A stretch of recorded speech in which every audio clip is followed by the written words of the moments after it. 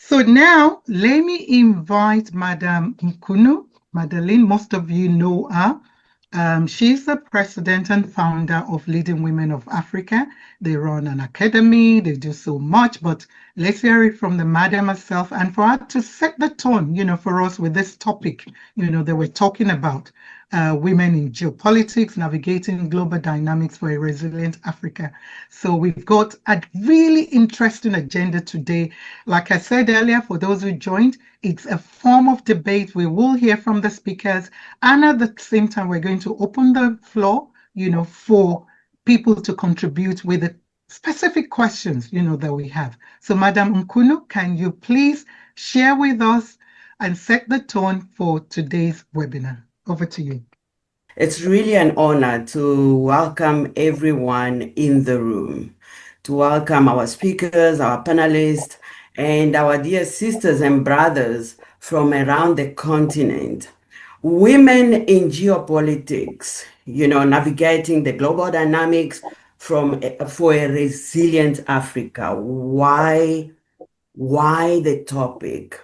I think definitely the topic is topical. It is the time. Today, the world is shifting, as we know, and the world is going through a major transformation that Africa and its women can no longer ignore. From a unipolar world that we know, where the world was governed by one power, and we are shifting more to a more multipolar world where there are so many powers that are rising around the world. And also, if you just look at the whole BRICS movement, the BRICS bloc that is rising up to become a power. And those are the changes that are coming that we thought we cannot ignore. Regional conflict right here in Africa continue to rise. The competition between powers is actually reshaping how nations deal with one another. And the way to negotiate that, it's very important. And I'm talking here now from the African perspective, where we are looking at the vast resources, natural resources that Africa has. But as we know the dynamic of Africa. Yes, we are wealthy when it comes to mineral or natural resources, yet, we are facing a poverty that no one really, no studies, no research has been able to kind of describe. So then that's basically how we would understand geopolitics. So it means somewhere either Africa, we don't have necessarily, yes, the resources belong to us, but it does not belong to us because we don't have the power to make decision on that. That's where the trade wars come. It's basically control of resources you can own, but do you control? And as women, and I think that's where my interest came in, it's like now, in the face of all this, where women stand, I think as women, it will be time for us to be really at the center of development. We do have the Agenda 2063, the AU Agenda 2063, where we believe has placed women at the center of development. But for us to reach there, for us to attain those aspirations, we need to relook at how women are positioned.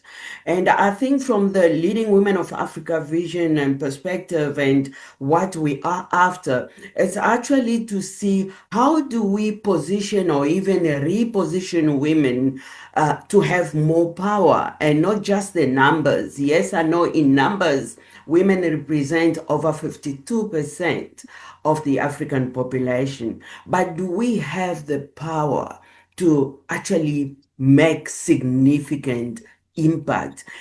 So the geopolitics for me is actually try to understand how the powers, are playing, how the powers are being played. It's basically to understand who's controlling what and who's making decisions on what. And Africa cannot ignore that the whole global geopolitics will involve Africa in one way or another. So basically, the geopolitics just say the world cannot be where it is without Africa, without some countries in Africa. And I think that's where we need to look at. We need to be able to say why there's war, the war does not stop in the Eastern DRC, really just to speak plainly. Why the war does not stop. It's not just because people want to kill one another. There is bigger reasons at play, and we cannot be ignored about that. Why Sudan and South Sudan, they continue to fight. There is a bigger a bigger power behind it. Why Africa continue to be left behind. It's not just because there's no skills, there's no resources in Africa. No, there are bigger powers behind it. And I think really the reason why we're bringing this topic is just because we really don't want to continue to be ignorant of how the world is moving. Really, my aspirations, if I must say, is actually to see that women will become more resilient and more determined to understand how we can play a significant role in how the world is being managed. Looking at how the world, or even just in Africa, how we are being divided, what can we do as women in a face of what the world is going? Let's just look at our own South Africa. We come from apartheid, and where we thought that, okay, after post 1994, there will be no more divisions. We'll work together. We will see the same future. But yet we continue to fight. We continue to divide ourselves. If it's not by race, it's now by culture, it's now by language, it's now by belief system and all that. Until when we will continue to be divided? And as we know, women has the power to negotiate. Women do not negotiate by taking guns, but women negotiate by promoting unity. Thank you so much, Madam Kunu. That was very, very apt in terms of you sharing with us some of the challenges, and the divisions, we have in Africa, the focus of where we want to go, and as well of the format, we have today. Being the first part will be about unity, and then the second part of the debate will be about shifting. And I liked what you said there at the end, about we need to have a mind shift, that the world is changed and things, have totally changed all around the world, and we need to get going with it. And as women, and the significant role women have played. So the first session, we're going to be talking about how do we promote unity when everything is crumbling before our eyes. So I just want our two speakers, just 5 minutes each, please, ma'am. If you could just give an overview, of your views on what Women in Geopolitics, the title itself, a Pan-African lens on resilience and global influence, because both of you have worked and are still working in that field of politics and in terms of women empowerment and in terms of some of what Ms. Nkunu, spoke about.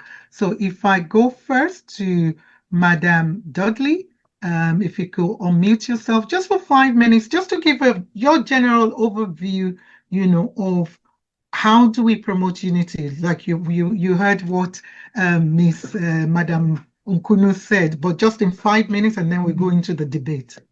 All right, lovely. Thank you. Great to be with you today. Just to look at the heading there, Africa in a shifting global order. It's such an important topic, and of course that speaks to placing our particular situations in context, and that's really very important. And that in terms of even creating unity, we need to see things within the context, the broader context.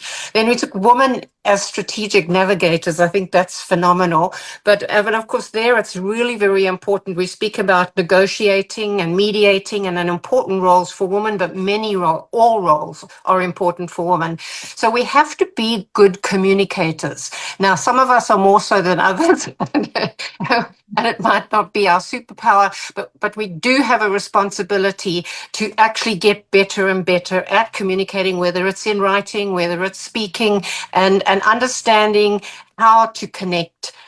Because we often don't realize that we're creating we're not creating a unified kind of environment. A lot to do with the way we communicate or don't communicate. And of course, to do that, we also have to have understanding, which means that we need to know about the situations. We need to know about our own situations. We need to know about other people's situations, because obviously people can't give us what they don't have to give, and people can't be what they haven't got to be. So so there's more understanding, better communication, and then becoming good in the roles that we are actually gifted to be doing. We're going to allow now Excellency Dr. Fatimata as well to just give us our own 5 minutes, just overview, of what you feel, in terms of Pan-African lens on resilience and global influence, especially the topic we're talking about, and then we'll go on to the specific question. Thank you, ma'am. If you could unmute yourself.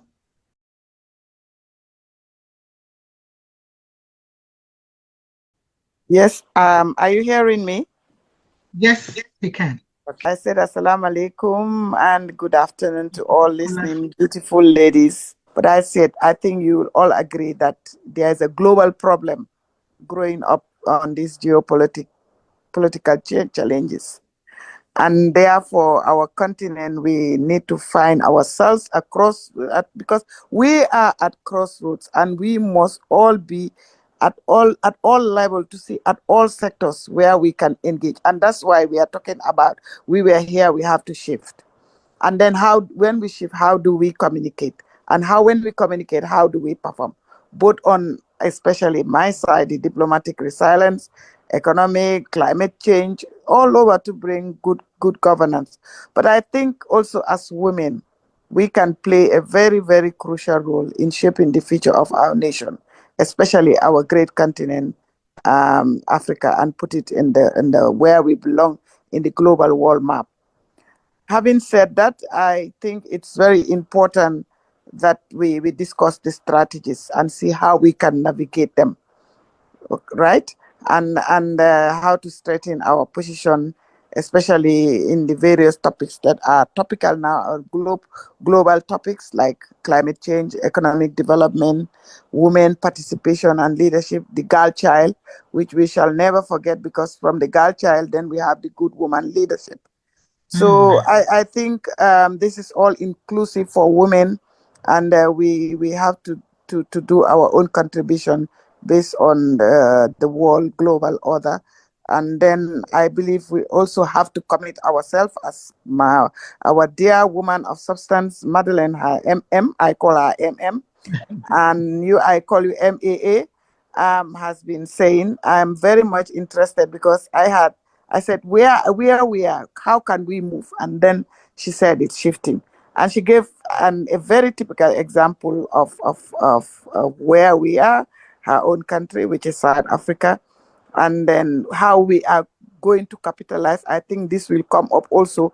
Let's see how we as women leaders can capitalize on the African Union 2063, how we can fit ourselves, even though they said they will fit us. The unity which gave about South Africa, we still needed. The wars happening in Africa, in Congo, in South Sudan, and in smaller countries in Africa, especially in West Africa. There is no stability. We know we have military rules. We don't know what is happening to or going to happen to other countries. And ending it very nicely, communication, as she has just rightly said.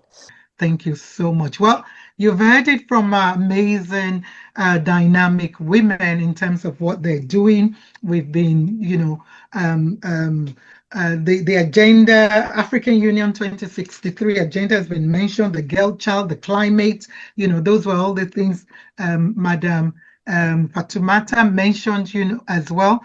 So now I'm going to now start with a question. I think now is the time for us to start the debate, because it's more about engaging, with each other. And like we heard, you sharing as well, good practice, what has worked, or even sharing what you know that we might not know. So our first question is, what are the most present sources of division within Africa today, political, economic, or social? And how can women leaders address them differently? So, Madam Dudley, if you want to just give us your overview, and then we'll open to the guests, to the audience. Thank you. Okay, well, obviously, there's so much we can say in terms of unity or lack of unity, but communication was the one thing that we referred to. And obviously, with communication comes the need for respecting not only yourself, but also the person that you're speaking to, and respecting their right to have their opinion, not necessarily yours, and your right to have your opinion. And I think that's a really important basic, and not to be speaking down to people, and being interested in another person's point of view, even if you completely disagree with that point of view, but being able to listen and being able to find some place in you that is actually interested in hearing what that other person thinks. I came to understand that my job in Parliament was to be a living testimony of what I believed and not to impose my beliefs on others. So to build relationships of trust and mutual respect, so that I did not find deaf ears when I brought issues affecting my constituency to Parliament. So I needed to ensure that people's freedom to make choices for themselves, including faith communities, because I was in the area obviously of legislation, was not curtailed unnecessarily through that legislation, and to embrace tension. And this is an important thing, is not to be afraid of tension. Tension's important. We have different spheres of authority. Not everybody has all authority in every sphere all of the time. So an important question is not just what is the right thing to do, but who has the rightful authority to make that decision, and that's really important. And the tension between the different spheres, like government, religion, the family, etc., it's an important tension.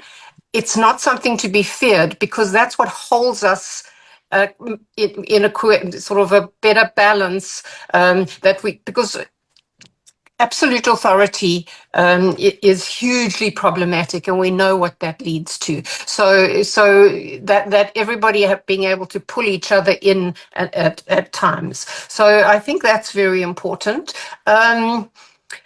Then reducing potential for conflicting opinions. So being aware that people will be passionate, people are emotional beings, and they will tend to, if a certain thing is touched, we tend to react over emotionally. And the important thing would be to not let that trigger us, so that when someone else is triggered, that they can work through that emotion themselves without having triggered you or me, so that we're not reacting to that we're actually move on from that, because that's important, that they were triggered, they can think about why they were triggered, but we move on in terms of what it is that we're trying to find common ground with.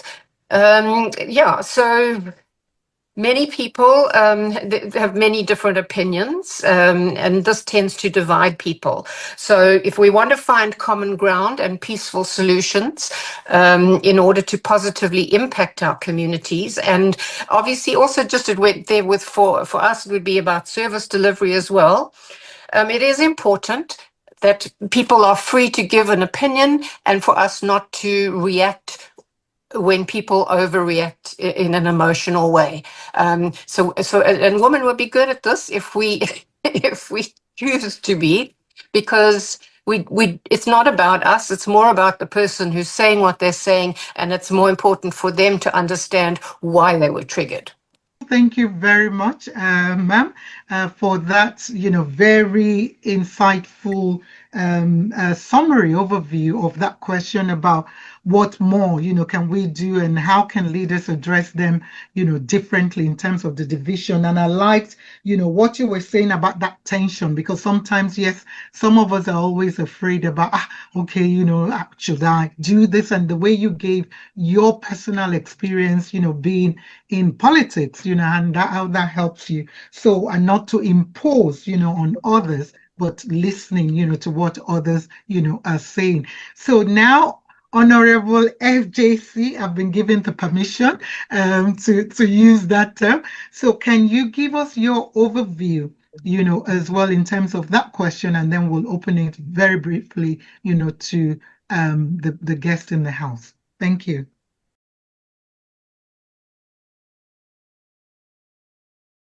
Yes. I think I have two sides. As a former member of parliament, I agree with my sister on her views with the communication aspect. And then as a diplomat, I think WLA has rightly said and give objectives which we should really follow to strengthen the networks between female diplomats and influential African women leaders like Dr. Mama KAA and Miss MM and Honorable Dolly and others, that we can get together to see how we can work on sustainable policies and to become decision makers in this thing. I was reading the I'm fond of that when I'm doing any virtual, the comments, and I saw somebody said about rural women. It's true. I agree. If in fact they are part of the whole thing, because if we do anything and get access to it, and then we leave it within ourselves, and it's not expanded to the rural women, there will be our purpose is defeated. So I think yes, rural women are part of this thing. It's unfortunate that they cannot be on the platform, but we can, as catalysts for peace and stability and any reform. And I always talk about climate change also when it comes to all these things, because it will all go back to the agenda of the AU of 2063 for us women. So I think we are in the right direction by having this like these platforms. But again, at the end of it, I hope Madeleine would make sure that these things are communicated to the right places so that we can make a headway, because what we are saying here, it's very important and pertinent. So therefore, yes, I think it should have carried forward, and then we see how we can foster collaboration amongst women leaders to achieve what we are talking about. Okay, thank you so much, Honorable FJC, for that. Yes, that comment, about climate change, rural women by Sibagani Dube. Thank you for that contribution, where you say rural women and those in the periphery are feeling the brunt due to lack of resources to meet their diverse needs. Climate change has added yet another layer of burdens on women.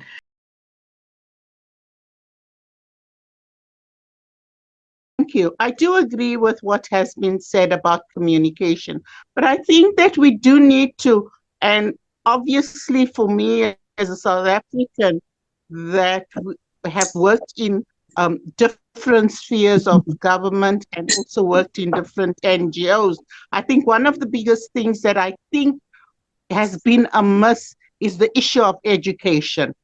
Our schools have become battlegrounds, and I think that we need to, as women, look at, okay, how do we actually start and go back to the drawing board in making our schools a place of learning for everybody.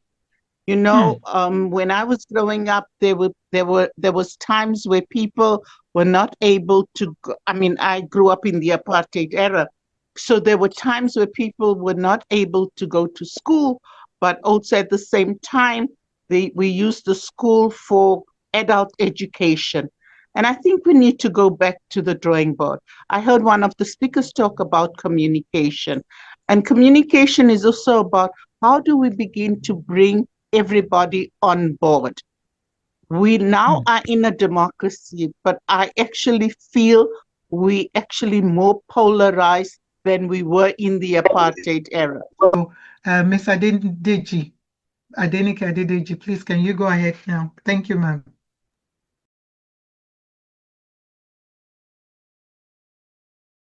Yes, ma'am. Thank you so much. Thank you, all the leaders in the house and every honorable ladies in the house. My name is Ade Adedeji from Nigeria. My own contribution is that yes, advocacy, as you leaders have said, is key, but the information to be passed to the people is very key.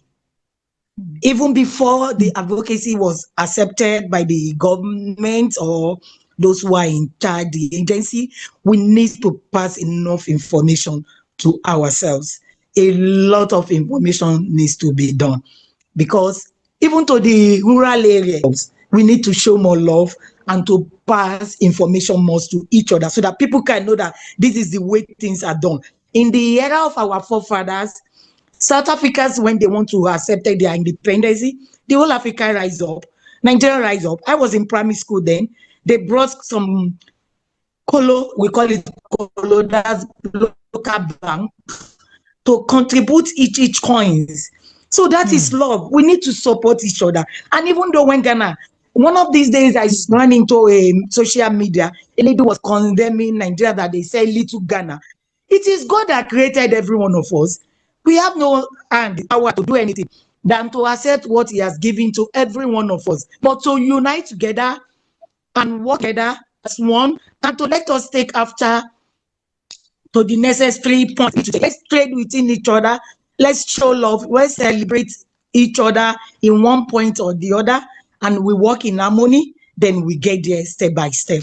Thank you. And I love that contribution. And just to recap as well on what Ma'am Sakina Mohammed, said, for me, not just recap, but in terms of what is important. And I completely agree with both our guests. The fact that education, yes, I see that in Nigeria, I see that in South Africa because I'm involved in schools, in both countries, very hands-on, in it. And I agree with you that, the schools have become battleground and we need to restart, we need to rebuild. And I completely, I don't know why, that has been my own mantra in the last 2 weeks. Even with the school, for me, that my mom's school, which is going to be 40 years next year, and I've been saying, no, things are no longer the way they are. We need to definitely restart and rebuild. And even the schools here in Cape Town, the government schools that work a bit in Kalisha, in Hatlon, in Philippi, in Retreat, in Delft. Sorry, I almost forgot my people in Delft. I almost live my life in Delft all the time. So we work with a lot of schools there. So I completely agree with you. We need to bring everybody as best as we can on board, even if they're fighting and, just to force them that, no, you need to be here. And just to summarize again on what Ms. Ade Adedeji said, the information, needs to be passed. And I like the fact that you said show love, even though we look at that thing as a small thing, but it is a part of what this is about. I think the next question I want to ask, will be, what lessons can Africa draw from women-led peace and mediation efforts across the continent?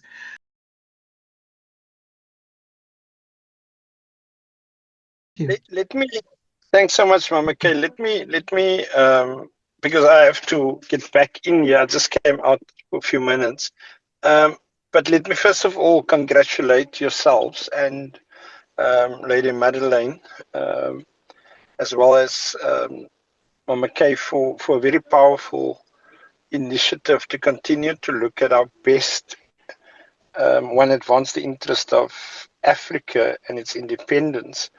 I think I would not be the person that would be able to say, yes, the lessons of women in leadership, and because I think yes, powerful women, and there's a network of women that must be able to respond to those questions. But just from, as a former Deputy Minister of International Relations, but also extensively working in mediation. So the mediation on Madagascar, you'd remember there was a process where President Rajoelina in 2010, there was a coup d'etat, and France was behind that thing. And from the one side, you had the USA that were interested in Madagascar, but not because of the minerals, but it was because of the underwater cabling on that, connecting the continents. And then on the other side, France was kind of encourage a subjective interest based on the 99-year agreements when independence took place, and they then locked in a 100-year focus for the oil and gas and minerals. So you have these kind of things. That debate happened without the Malagasy themselves. So the Malagasy people were victims in that whole process. So I was brought in after President Chissano attempted to bring he was the head of the mediation. But then I was brought in as the special envoys both at SADC and at Government South Africa to actually get them to sign that agreement. What was for me very interesting, both President Rajoelina, that was the ousted president at that time, and both President Rajoelina, which was the president that came in because of that coup in 29, and President Ravalomanana, which was the ousted president, both of them had strong, very, very strong strategists, which is basically the head of Ravalomanana's team and the head of Rajoelina's team was both females. So I was sitting and having to engage, so whether it was in Cape Town, at the Canal Walk, whether it was in, at 15 Orange, whether it was in France, whether it was off the main island in Seychelles, or in Madagascar or at SADC, I literally had to mediate and negotiate with those two solid, strong women. And that story is not always being told because it was not the men that took those decisions. It was literally chief advisor of Rajoelina and the chief advisor of Ravalomanana was both females. And the only way that I was able to break the process so that neither Rajoelina or neither Ravalomanana could stand in that election in 2012, afterwards, the 2013, where there was no election, because we told them neither you or you can stand because you're both part of the problem. I was able to take the wisdom, the negotiating skills, the softness of that negotiating skills, the ability to give and take. I could only pull that process through, and I was then the chief mediator in terms of signing the agreement. I was only able to get that through after I've been able to get through to those respective females in terms of discussion, a give and take, hear what they're saying on the one side, hear what they're saying on the other side. I think that I'm giving us an analysis of how powerful female can be if they are being recognized for the roles that they are playing in context. I think another example is obviously Mama Nkosazana Dlamini-Zuma.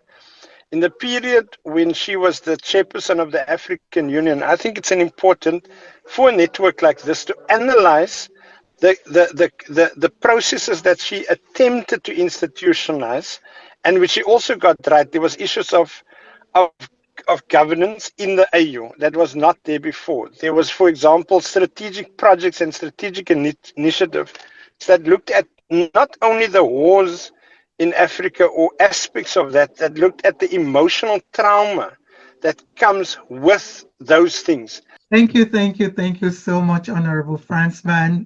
Former Deputy Minister is a South African politician and former Deputy Minister of International Relations and Cooperation. He previously served in various leadership roles in Western Cape and as the chair of ANC in the province.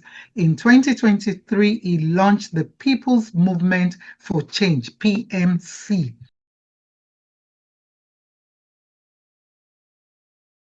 Hello. Honorable Yes, MJ. I was so happy when the former deputy foreign minister of DERCO was speaking, because absolutely it's the truth and nothing but the truth. Because if women are not inclusive in participation to lead sustainable development in Africa, in our continent, it will not go.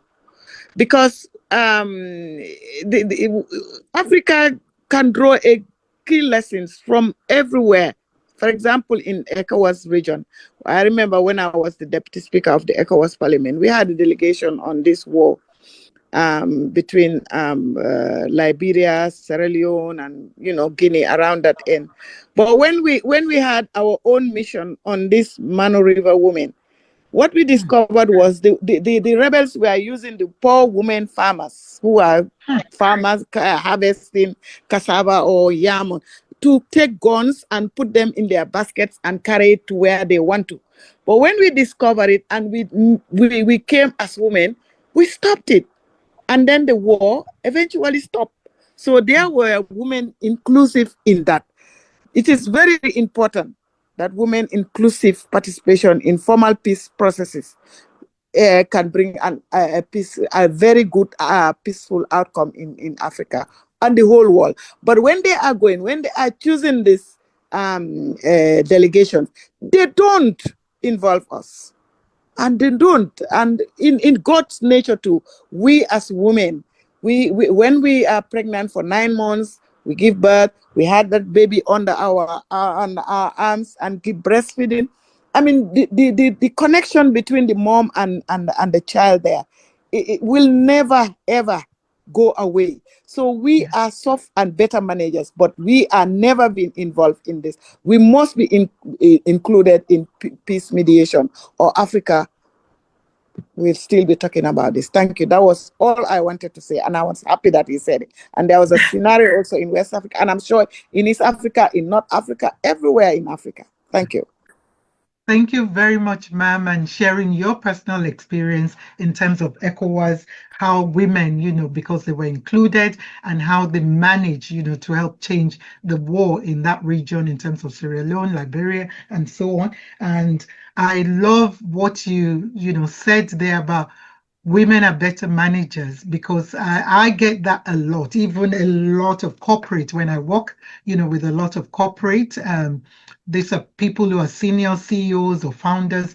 They they say this all the time, that women are better managers, but how do we get more women to be included in terms of the world-led peace and mediation, across the continent? But I know there are already women, playing that role in various forms. I can give you a lot of examples, as well from Nigeria, of some of our women who are involved with the mediation and peace, reform in like the Boko Haram issue and so on. I even have one who proudly, she's my sister, my cousin, Dr. Biola Akeode Afolabi. She does a lot of work on mediation and women, peace, mediation generally in Africa, in Nigeria, and even out with Nigeria. So my own final question would be, how can women in leadership counter external pressures, be it trade wars, be it foreign influence, that risk deepening the division among African nations? Ma'am Dudley? Well, Mama Kay, in this shifting global order, it will be increasingly necessary to place circumstances in context. And remembering that from the end of the Second World War, the United States made a bold, strategic, and successful attempt to rewire the international system. Imperial ambitions were thwarted and replaced by a global arrangement enforced by the US Navy. With all the world's oceans safe for the first time in history, markets and resources were made available for everyone. The smallest and also the most antagonistic of countries could be involved in the value chain. And this opened up a lot of small countries, and that also affected Africa, in terms of being able to ship what we had to other places and being able to trade. So basically, we think of this system as normal, but it actually is not normal. We've lived in an artificial world on borrowed time, and it is important to understand that geopolitics will matter more than ever in a deglobalizing world. So everybody's been wanting to deglobalize, but we have to think about what this is actually going to mean in reality. So the realities of geography and populations dictates global politics to a large degree, and global politics impacts markets and economic trends. So, for example, right now, the Ford Motor Company of Southern Africa is looking to slash more than 470 jobs at 2 plants, 391 from Pretoria and 73 in Quebec, and with an additional 10 across both facilities. So this reveals a troubling outlook for our country, some automotive industry, as our government underestimated the damage our anti-Israel, pro-terrorism policy would have. So it's really important to think about what we're thinking, and before we take action in any way or verbalize what we're going to say, we've got to look not only to how it's going to harm ourselves, but also our neighbors, etc. So it's important for countries, industry leaders, and entrepreneurs, and I'm speaking to people from other countries, from industry leaders and entrepreneurs, to navigate today's complex mix of geopolitical risks and opportunities. So it's worth noting, for example, that in the Accidental Superpower, international strategist Peter Zian, and it's a very interesting book to read, examines how the hard rules of geography are eroding the American commitment to free trade. And it is the huge American economy that alone, among the developed nations, is rapidly approaching energy independence, because their shale revolution allows Americans to increasingly sidestep an energy market which could have rendered them vulnerable. So we can't, plus the United States boasts a youth population large enough to escape the strain and demands of global aging. So combined, these two factors are largely responsible for overturning the global system and ushering in now a new order, or more to the point, disorder. And this has all been, he wrote all this before the President Trump's era. So we are going into an era of disorder, and it will have an impact down the line in terms of many things. And I'll probably have a chance to discuss that in further sessions. But I thought it was important in terms of what we said in the beginning. Apart from communicating, we also need to try to gain understanding, and understanding means also looking at the broader picture. So I hope that just helps set a little bit of a sense of people being able to think about the broader picture at this point. Okay, thank you very much, Madam Dudley. I know that was useful as well in terms of just taking us back. I can see Financial Unity, Angela.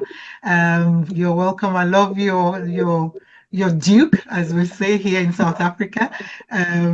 Well done for joining us, and thank you. So please tell us who you are, and then if you're going to just input based on this last question or any other one that you want to, please go ahead. Thank you, Dr. Mama Kay. Greetings. My name is Dr. Angela Sells. I'm based in the U.S. I identify as a woman of African descent here. I am on the chair of the Global African Sheroes Union. We're an organization that advocates for global African women in 26 regions, primarily on the continent, but we have 5 regions here in the U.S. We have a representation in Europe and the Caribbean. And I also work with the 6th region of the African diaspora. So really involved at, different levels with the African Union, United Nations, the U.S. and other levels of government and advocacy with our organization. So I did have a comment and question because after Cheryl Lynn kind of invoked the U.S., I wanted to contribute to this conversation. And my simple question or thought is, how do we, as global African women, find pathways to work together, especially with the current geopolitical situation, and also what's trending on the ground with the grassroots movements? I know that, you know, I'm a woman of African descent, but I was born here in the U.S.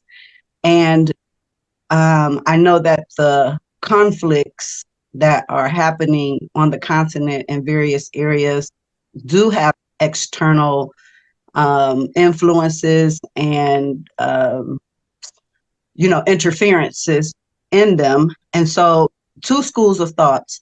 One, the diaspora is here in the US and Canada and Europe. As a matter of fact, next week we are convening at The Hague to talk about reparatory justice, and all people of African descent from, I don't know, maybe 12 or 13 European countries will gather. The thing is, with us in Europe and those in Europe and us in the US, we don't have an African government that embraces us, especially to assist in these conflict mediations, because we're in the countries of the perpetrators and we're on the ground and we understand the systems. And so we're kind of in the belly of the beast. But unlike other nations, say the Chinese, for instance, if Chinese are anywhere around the world, they have the Chinese government. If the Indians are located anywhere around the world, they have the Indian government. Other groups have their government to back them as a political power. But the diaspora, the African diaspora, we don't have that. And so I think as African women who are in positions of power, how can you all advocate for your governments to strengthen diaspora relations? Because we're in a powerful position outside of the continent, because we understand a lot of the issues and we also understand the systems that we're in, and we also have resources.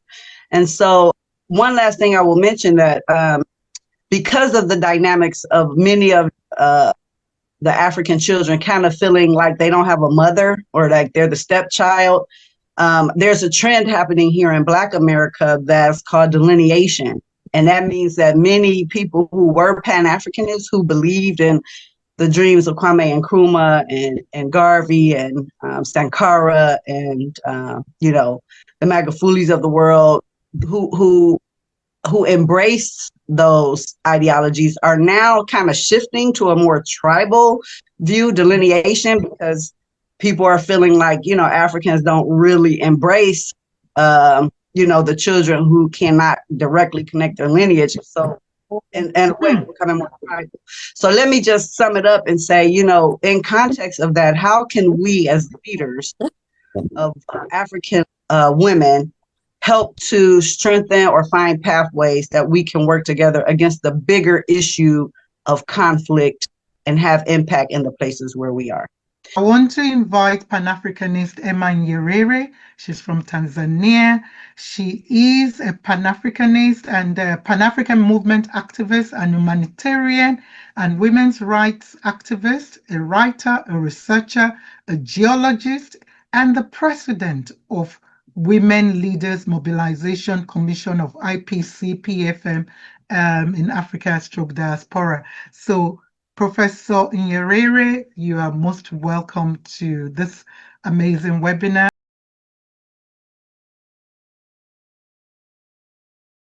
Thank you, my sister. Thank you. Greetings, everybody. I joined while Sister Angela Salas from US was talking, and really touches me, because those are one of the issues that in the continent where we have to deal with it. We need it, but we have to deal with it, and I think it can be done. And she raised questions about. She said that in diaspora, and I'm sure it's not only women, it could be both, everybody in diaspora, they don't have an African government to embrace them. And this issue, even myself personally, I've met a lot of people in diaspora who are telling me that your government in the continent don't embrace us. And especially, like the way she said, African American. But I don't think it's an issue. I think it can be done. I think something can be done with our government. I think our governments are welcoming all, people, in diaspora. They are welcoming them. But I know that our government would want to collaborate and working together closely with our African descendants who are professional. And I've been telling our people a lot that, our sisters and brothers, our government needs the professional to come back here in the continent and help us. We need your expertise. If you're telling me there's people who wants to come to Tanzania here and not being embraced, that I cannot understand. If you're coming here, you are a scientist, you are a doctor, you are a geologist. We need you, and we need your expertise, because we feel like where you are there, even if we are, they are using you there, but it's not like the way here in the country would want your expertise the way that they want your expertise there where you are. Here,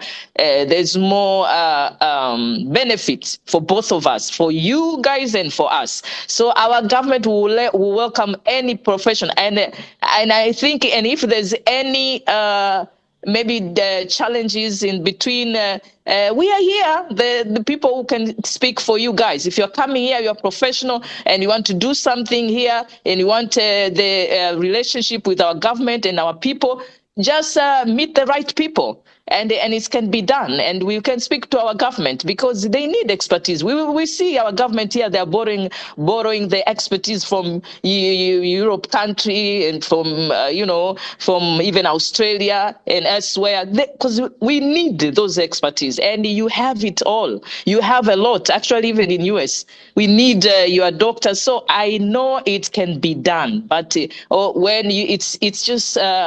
To organize yourselves. When you are coming here, you come meet the right people.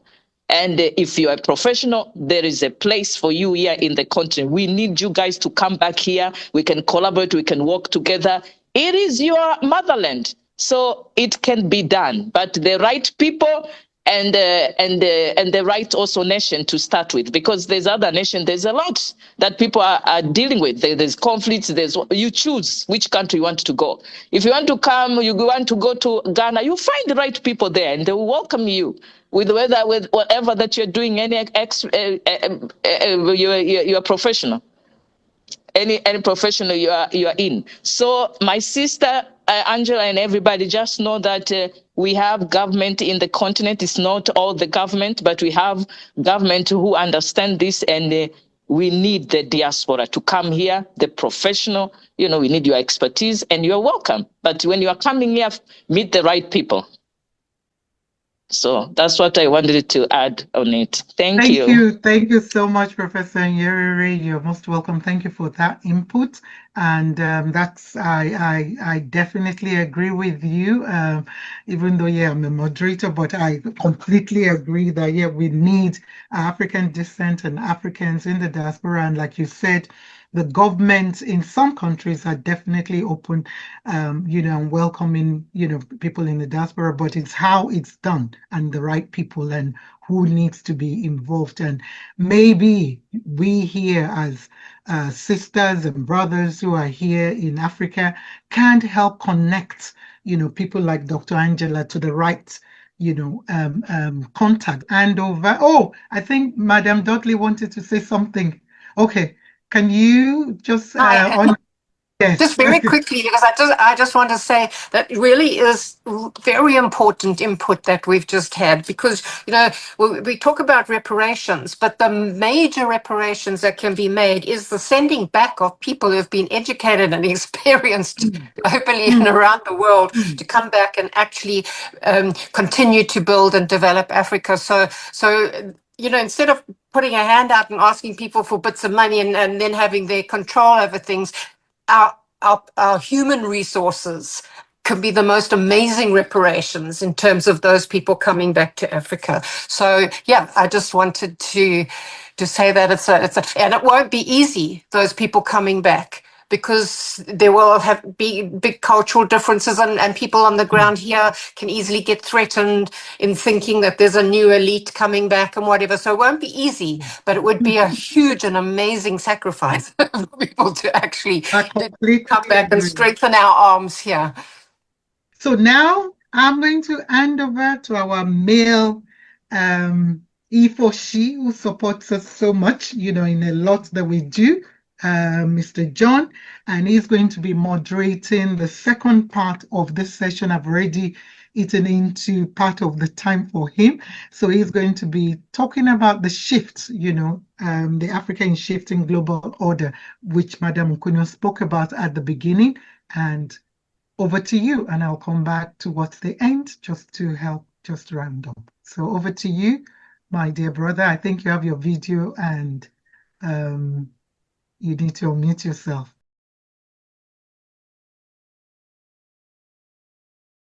Good morning, Africa. Good evening, Africa. Ladies and gentlemen, my name is John Bianco, and welcome to this first edition of Women in Geopolitics. And really, I just want to be grateful to all the women and men who show up in this first meeting, a subject that is really, really very important for Africa development. And I can see the way it started. People are really fired up. Why? Because geopolitics play a big part in Africa development. And I will be leading you to the second topic, which is Africa in a shifting global order, women as strategic navigators. When we speak about it, you can see nations are shaking, because when we speak about it, we can see powers, new powers coming in, like the BRICS, and then the old power, the old order, like the US and the Western powers. And then we have China joining the party, and all that has opened the door to a world that offers more possibility now to the countries to choose. Is that something good? Is that something bad? This is what we're all going to answer here. We're going to discuss here. And it requires woman perspective. It requires woman wisdom. It requires that women have a hands-on, because we all realize that in Africa, 52% of Africa demography are women. And the idea that men will run away from that, it's going to continue to keep Africa underdeveloped. But when we put women, we bring women to the table and try to sort out what is going on, there is more chance that we're going to find a solution. Everything was about how we can find a solution for women. And then the idea came that the question was not what can we do for women, but what can we do with women? With women, we are likely to find solution. And then the other issue is the power to mobilize, to influence. Women have that power. They can mobilize Africa, but also they can influence a policymaker. Because the issue when it comes to shifting from one side to another, when you don't have the people who can influence, when you don't have people who cannot mobilize, that will not happen in the way that should be. And the more women understand geopolitics, the better global conflict and business interests are managed. So my first question is, how does the shift from a unipolar to multipolar world reshape Africa's geopolitical options? So I think for me, it's to see Africa united will be one of the shifts that will strengthen the move to navigate in this new world order that we are all facing. Yes, we have the BRICS. Yes, we have the West. Yes, we have all these other countries that we're talking about. But the diaspora, the African diaspora, for me, it's another power that is rising up.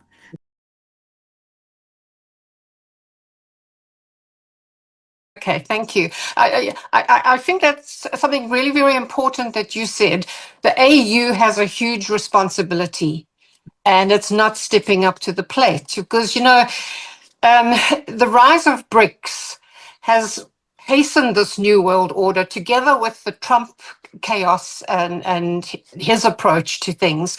So what we're getting is that we go moving from a unipolar world actually back to a bipolar world, forcing people to choose this camp or that camp. Whereas if Africa, if the AU were taking its stand in terms of bringing the diaspora and Africa together in terms of being that kind of a trade partner with the world, it sort of, then we can come back to this idea of multipolar. But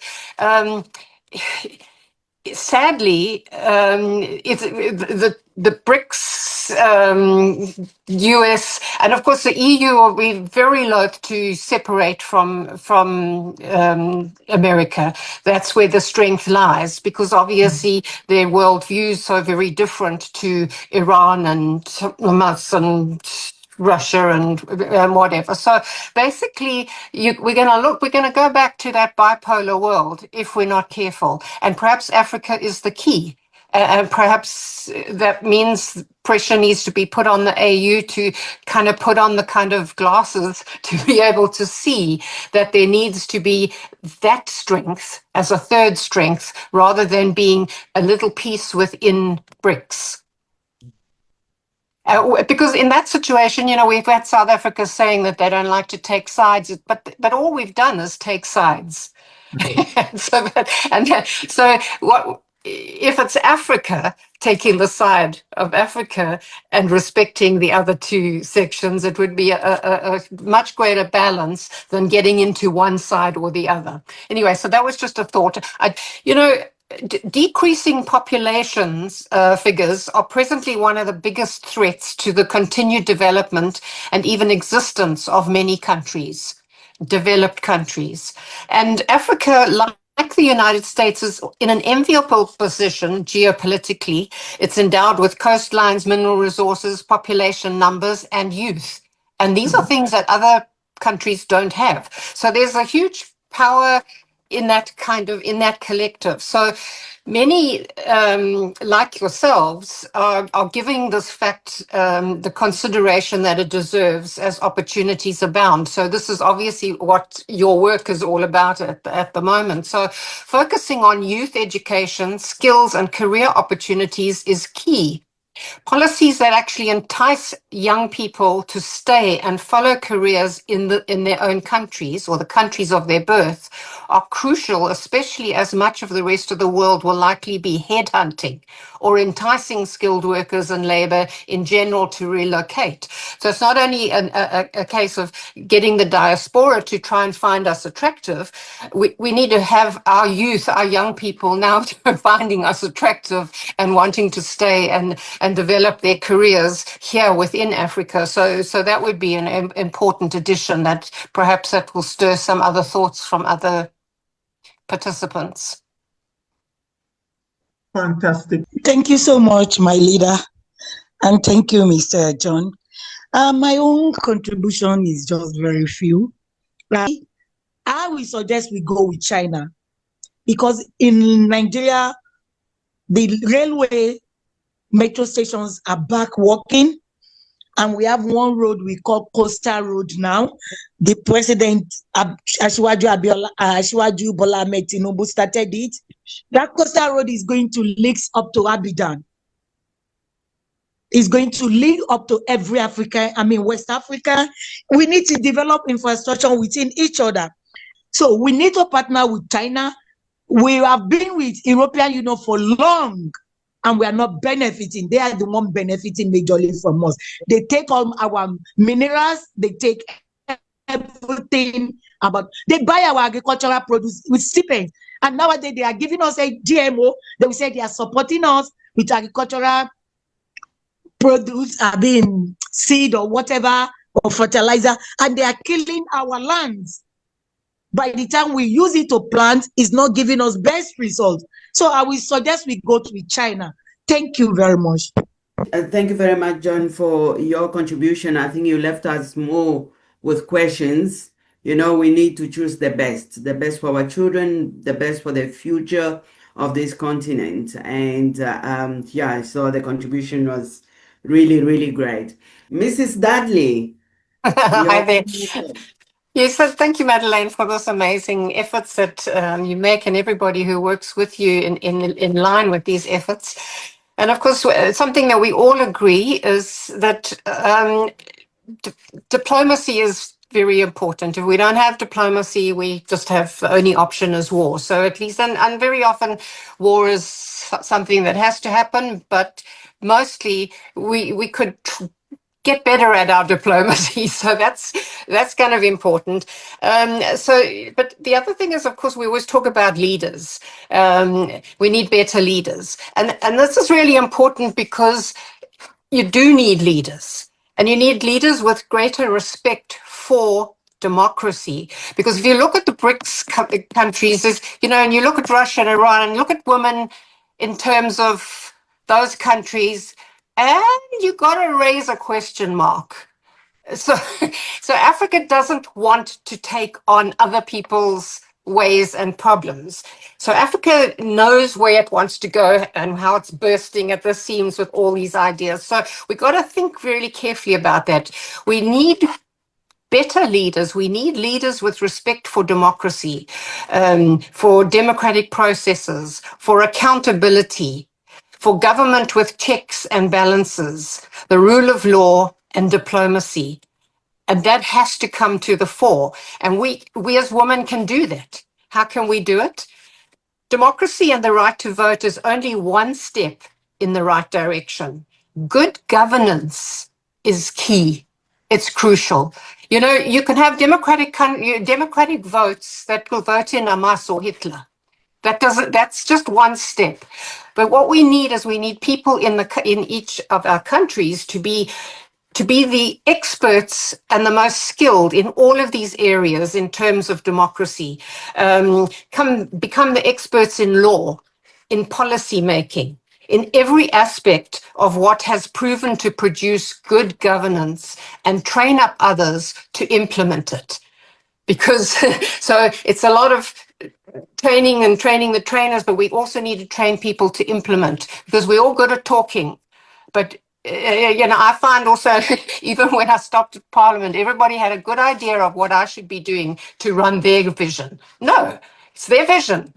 I can talk to them about my experience, but they must implement their vision. So we need to get people ready to implement the vision, but be prepared. So we got to become the voice of wisdom as we as women apply ourselves to matters of conflict resolution. So that's another thing. We must apply ourselves as people will recognize, people will want us if we are the real thing, if we deliver what's actually needed.